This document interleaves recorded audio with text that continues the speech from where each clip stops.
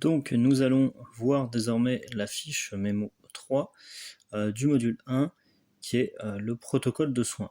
Donc en fait par définition, le protocole de soins, eh bien, c'est l'ensemble des actes et prestations définis pour le suivi médical d'un patient atteint d'une maladie grave et chronique.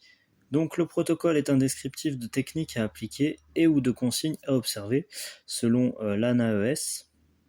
Les protocoles de soins peuvent être d'ordre préventif, donc l'hygiène des mains, thérapeutique, ou à objectif de recherche, ce qui demande un consentement écrit de la part du patient ou éducatif.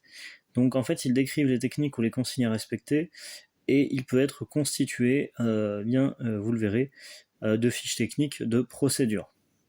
Donc les fiches techniques, procédures et protocoles. La fiche technique, c'est en fait la description méthodique et chronologique des opérations successives à effectuer pour la réalisation d'une tâche, d'un acte de soin.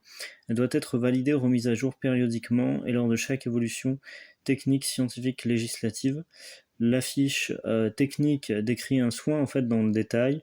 Elle est centrée sur la personne soignée, donc elle inclut la définition du soin, les objectifs spécifiques incluant si possible des objectifs pédagogiques destinés aux patients, la description du matériel requis, les précautions et la technique proprement dite du soin.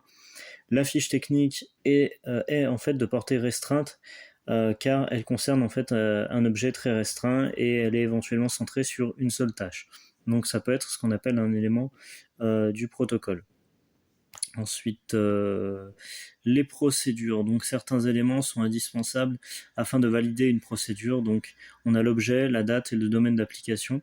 Définition, abréviation, numéro de la version, personnes concernées, référence, nom des personnes, fonction des personnes qui l'ont rédigé, validé, approuvé.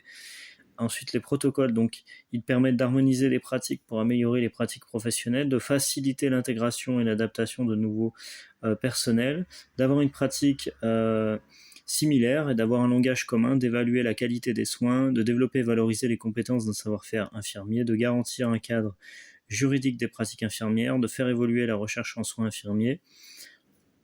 Ensuite, les types de protocoles, donc on a de traitement, de soins spécifiques d'urgence, d'examen avec coronarographie, scanner cérébral avec injection, d'entretien des locaux et du matériel, donc protocole d'entretien des locaux du matériel, nom des produits utilisés, les propriétés de ceux-ci, désinfectants, détergents, ainsi que leur dilution et le temps de conservation. L'accueil, la gestion des déchets en unité de soins, soins de bouche, préparation cutanée de l'opéré, capilluve et pédiluve, premier levé, et puis les supports des protocoles permettent une accessibilité 24 heures sur 24, donc classeur dans les postes de soins, site local informatique dans les établissements.